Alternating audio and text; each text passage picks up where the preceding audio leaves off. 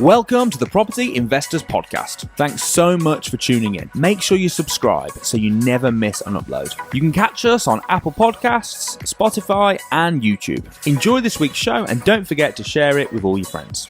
Hey, I'm Russell Leeds. Hey, I'm Ricci Mandal. And welcome to the Property Investors Podcast.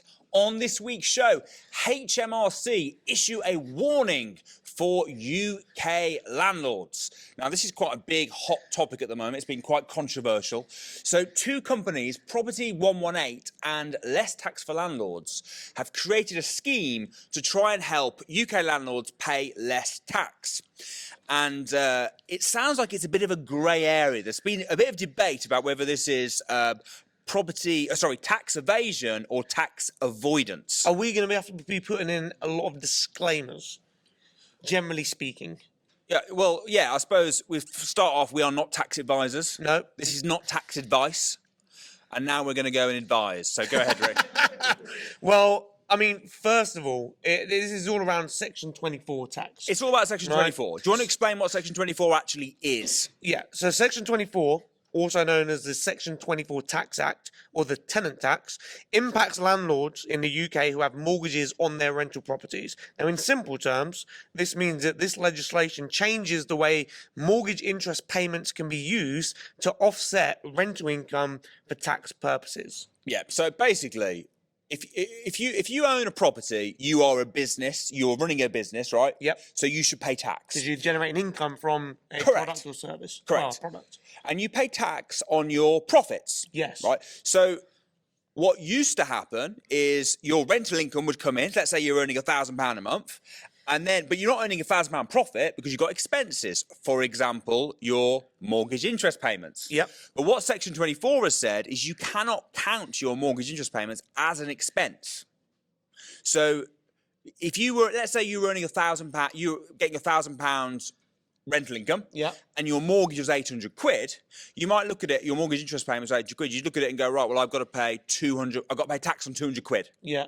But now they're saying, no, you've got to pay tax on there is a 20% exempt, but basically you've got to pay a tax on pretty much the whole 1,000 And quid. it's gotten even worse because interest rates have gone up. Well, that's the problem, right? So you've got all these landlords out there that thought, it's a bit of a pain, I'm still making profit, whatever. Suddenly interest payments have gone through the roof, which means your expenses have gone through the roof. So you're not making any profit, but you're paying tax as if you are making profit. So you've got landlords out there that are making a loss on their buy-to-let properties, but paying tax as if they're making a profit, which means they're making more of a loss, which is a disaster, which is why so many landlords are either exiting the market, which is why one of the reasons property prices are dropping is because landlords are selling up. And when you're selling up, that increases the supply and the demand's not there because no one wants to buy because interest rates have gone up. So there's loads of supply, there's not as much demand, which is why the house prices are dropping. This is one of the big reasons. And it's interesting because you could look at it and go, it doesn't make any sense. Why have they done that? But it's like they've done it. They brought in the rule a little while ago now, a few years ago, to deliberately hurt landlords. It's to deliberately punish buy-to-let landlords, which is crazy. So these tax schemes have come out to try and offer landlords a way out. And they're quite complicated. I'm not going to go into the details of how the scheme works. But HMRC are massively against, as you can understand, tax evasion. Do you want to explain the difference between tax evasion and tax avoidance? Yeah, so tax evasion is illegal, and that's where you're deliberately avoiding tax. Yeah, but you're sort of breaking the law. You're avoiding tax by not following the law. Correct. Whereas tax avoidance is working within the law. Yeah. To pay less tax. Yeah, so often like loopholes or often doing what the government wants. Yeah, like for example, if we look at Section 24, one of the ways, be careful how I word this, what people do, what you can do. No, what am I being careful for? I don't know. I don't know either. It's only tax avoidance. Yeah. So it's not tax evasion. Okay, well, why don't you explain what people do with Section 24 and what you could do? All right. So there's a couple of different ways, because we're going to get onto, of how you can solve this problem. I know what, we'll do one each. One each. So you can purchase a property and own a property in a limited company. Yes. And then you wouldn't. Section 24 wouldn't apply to you. Correct. Because it's the company that owns the property. Yeah, and the company counts it as an expense. It doesn't make any sense though to me. Go on. Well, although obviously you understand you own it in a company, Section 24 doesn't apply. You can count the interest payments as tax deductible expense. Therefore, you can make more money because you pay corporation tax, right? But it doesn't make. Why would they bring in a law to affect? I don't understand. I don't understand the thinking behind the law. In that, it's not fair just because you've got it in a different entity. You pay you pay the tax differently, and you get hit with Section 24. Yeah, but isn't that similar to like if you have a limited company and you run a business through that limited company, the taxes are different to if you are just like a sole trader. Yeah, but you still have. There's still You get allowances as a sole trader. You do, but if something's an expense, it's an expense.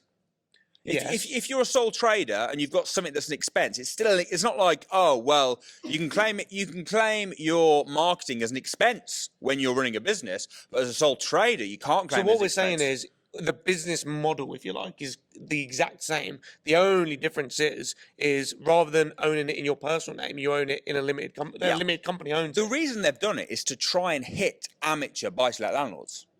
That's why they've done it. But I just think it's just a ridiculous rule. Like, it's just so unfair.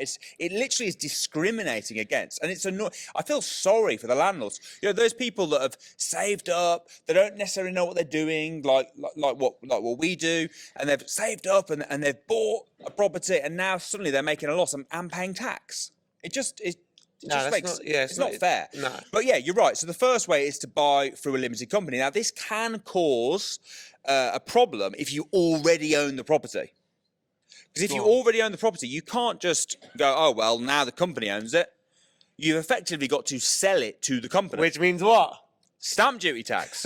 Everywhere you go, man. Everywhere you go, there's tax, right? Now, there are certain ways you can get around that.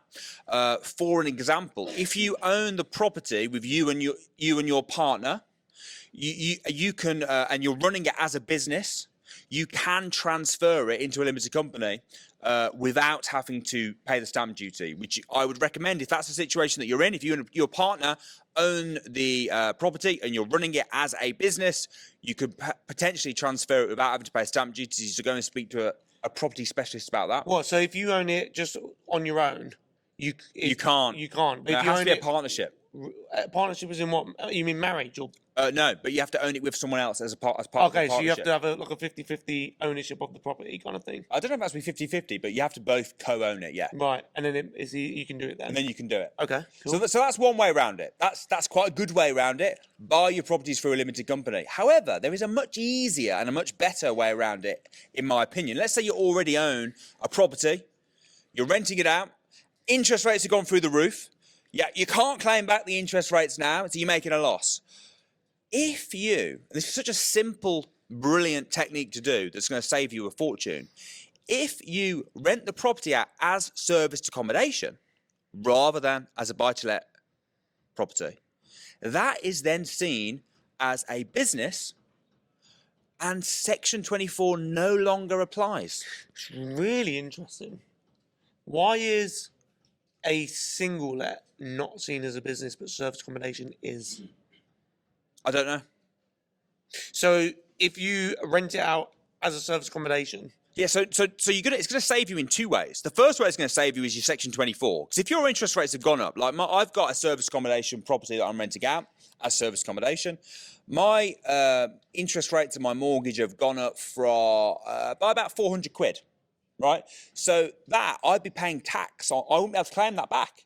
But because I'm doing it as service accommodation, I can claim the whole thing back. But not only that, but I'm also making 3 times the rent I would if I rented it as a single let. Right, because as a single let, you're renting out per month for a certain amount. Service accommodation, it's a nightly rate rather than a monthly rate. So you're gonna make so much more money and pay less tax renting out a service accommodation. So you don't need to do tax evasion. You don't need to go and do these clever schemes with Property118 and landlords pay less tax. Literally, you can just rent it out as service accommodation. And then you save you avoid the Section 24 anyway, and you make way more rent. Okay. So what I would say to people, because people are going to be listening to this thinking, well, I'm in that situation, so how do I do it? What should I do? Well, what I would say is, if you own a property now and you're thinking, okay, can I do it as service accommodation? I think the first thing is I wouldn't recommend someone just to turn it into service accommodation. I would recommend, first of all, doing due diligence and understanding how the business model works as service accommodation first, because yes, you can make a lot of money through service accommodation, but if you do it wrong, not only can you lose a lot of money, but you could also ruin your reputation if you have a load of bad reviews because you haven't run the business well. You get double bookings. So the first thing I'd do is, firstly, I'd make sure it's actually going to work as a service accommodation. Is it in the right area? Is it in a good area where there's other hotels? You need to know what nightly rate you're going to be charging. You need to know what your occupancy rates are going to be. Who your target audience is going to be. Who your target audience is going to be. And learn the business model. How do you run service accommodation as a business? How can you systemize the business? How do you put systems in place? How do you not get double bookings? How are you going to market the property? All of these things is what I'd be looking at first, and that's for me the first steps before you actually take one on, because you could end up actually losing money just by converting it. And some of this stuff we cover, we have you can get some of this information for £1. We do a crash course, it's £1. We go through this information about service accommodation. Come down to the £1 program. We can help you with this and help you transition into it. The rent-to-rent crash course. Yeah. Which is obviously, if it works for the house that you've got, you could do rent-to-rent, do it on other properties as well. Yeah. And do you know what a great starting point would be? A great starting point, the first thought I'd have is, okay, is there a hotel near this property? Because if there's a hotel, hotels spend hundreds of thousands of pounds on due diligence and research before they actually run it as a hotel, before they even get it up and going. They have to do all their research, of course, because it's a business. So if there's a hotel there, the chances are it would probably work as service accommodation. Yeah. Do you know what, though? I actually think service accommodation works in lots of areas as well that you wouldn't expect. Yeah. So if I had a property now that I was doing as buy-to-let, I would be experimenting with it as SA anyway. I've spoken to so many people, our students on the academy, who've got like random properties that they've owned for ages in the middle of nowhere, and you'd think that wouldn't work, and they whack it on, and they get, it's not absolutely popping like if it was in Brighton or London, but it still really works. Even at 70% occupancy, you're making truckload more than you would as a buy-to-let. Yeah, and you know what the cool thing is as well? I know some people that even if it was at 70%, they're still making profit, but they then go and stay in it themselves. Yeah. So that little void period that they have, they go for their own little getaways. So I stay in mine. do you? Yeah. What, you just fancy like a few nights away, or? I tie it in with stuff. So I've got some up, for example, near where we've got family that live up there. So we'll go down once every couple of months. I'll wait for a gap. There's a gap. Oh, we'll go down. We'll stay there for a couple of nights. I've got a desk there. I can work my laptop. Yeah. And the other great thing about staying in your own as well is then you're seeing it from the guest's point of view. So it's almost like doing a mystery shop on your own product. How are the cleaners doing? Yeah. What's the check-in process? Obviously, you know the area. What's the check-in process like? How have they left it? Are they keeping up to the same high standards? Is there any work that needs doing? Yeah. Little things that you might notice. Well, it's funny you say that about the check-in, because a lot of what I kind of thought to myself and questioned when I heard about service accommodation was, why would people rather stay in a service accommodation unit than a hotel? Because did you know at the moment, as we speak, the occupancy rates for service accommodation is higher than hotels? And the reason for that, I think, is because when you go to a hotel, one, it doesn't feel like home. People want to feel at home. They want to feel comfortable. They want a bigger space, because you can pay the same amount for a service accommodation property, a whole house or a whole flat. You'd pay the same price for a whole apartment as you would a little room with a little ensuite. That's the first thing. But also, when you go to a hotel, I mean, geez, some hotels are just so slow. The check-in process is my good. Me and Samuel went to a hotel when we were on tour. Samuel's very impatient with slow hotels. Oh yeah, I have to. No, we have a rule. When we get to a hotel, he just goes, and I say to him, "You go sit, do your thing. I'll get you a drink. You chill, because I don't know how long this is going to be." Yeah. Because some hotels you get there and it's like, right, give us your name, you give them the name, then they search on the system. You have to find your name. That takes a couple of minutes, and then it's okay if you stayed with us before. If you say you haven't stayed with them before, be ready, because they'll spiel off, right? They'll spiel off a good 10, 15-minute tutorial on where everything is in the hotel, what time breakfast is, where to go. And all I'm thinking is, I've been stood here now, 10 minutes, and I haven't even got the key to my room yet.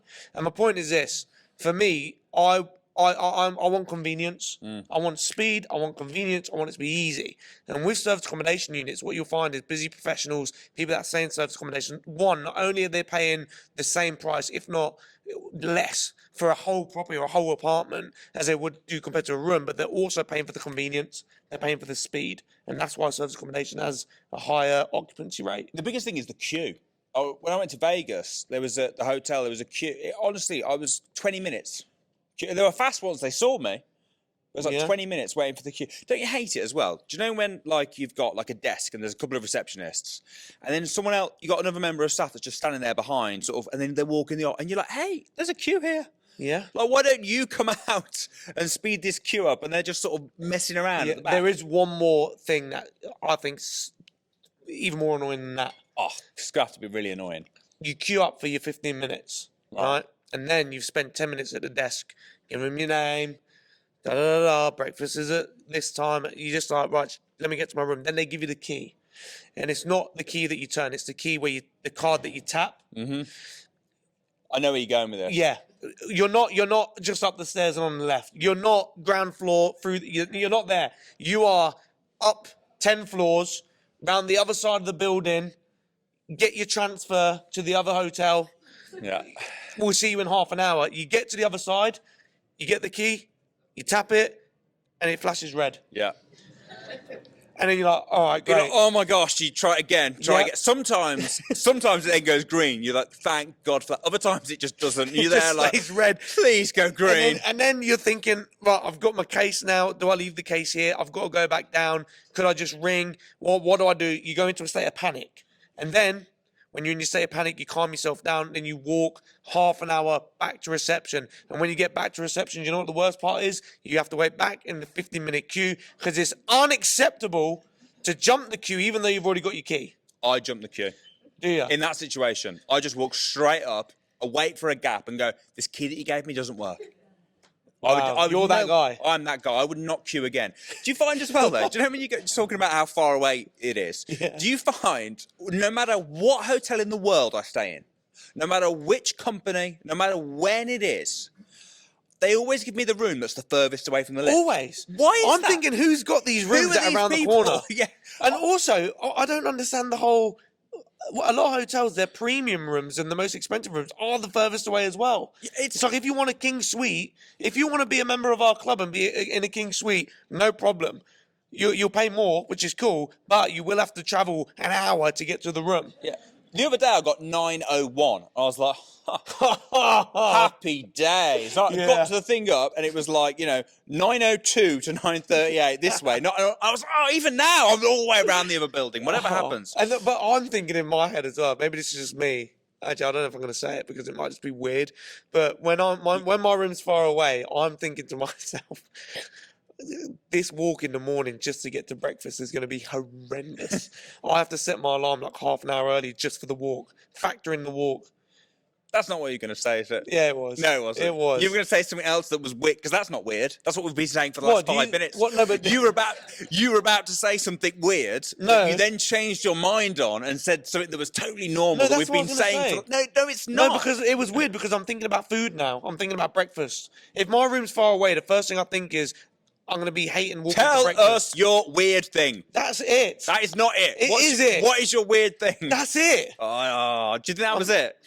No way it was it. No way it was it. Guys, that was it. Ricky's got some weird hotel routine that he knows we're going to judge him for. Next time I go with you, Next time I go with you, I'm gonna be like, I'm gonna be watching you. I'm gonna be watching you. I'm gonna be finding out what your weird thing is. That I'm looking forward to it. When are we going away next? When are That we is going it. somewhere? You have to walk far in the morning for breakfast. yeah, okay. Why is there a moth in the room? It's really annoying. It's been like I feel like I'm getting into a bad mood now because hotels annoy me. No, it's not hotels. It's your weird thing that you don't want to share that is annoying. That is it. I have to walk far for breakfast. There is another tax benefit, by the way. And again, Oh yeah, I forgot. Again, this whole podcast wasn't about how far you have to walk. There's tax benefit. Another tax benefit is service accommodation. And again, we are not tax advisors. Please speak to your accountant. But if you're renting out the property as service accommodation, another tax you can avoid is council tax. Now, you might look at it and go, oh, yeah, but you have to pay business rates. But most people can benefit from the business rates relief, which I can't remember the amount now, but it's quite a bit. So you can have quite a few units before you have to start paying business rates. So not only are you going to save the Section 24, if you're refurbing it like a BRR to service accommodation, you've got all the capital allowances, you've got your council tax. Service accommodation is one of the most tax efficient ways to rent out your properties. Yeah, 100%. A lot of people that we meet, they come to the rent to rent crash course and they learn the insights and into service accommodation. The people that I meet often have they have a perspective of investing into single lets, and after we've spoken to them, we've shown them what service accommodation is about, it often changes their mind. A lot of people suddenly are like, okay, this is what I'm going to do now. I would suggest if you're looking to invest and you want to maximize your cash flow and maximize these benefits, get on down to a rent to rent crash course. We can show you the ins and outs of it. In fact, we'll leave a link underneath this video where you'll be able to get yourself booked on. It is quite expensive to get yourself booked onto a rent-to-rent crash course, though. It's how much is it to get booked on? It's £1, but you said that earlier. Oh, you ruined your own punchline. I ruined my own punchline. Well, it's £1, man. Get yourself booked on. It's £1, and I'll look forward to seeing you there and giving you some insights. 100%. Guys, I'm Russell Leeds. I'm Ricci Mandal. See you next week.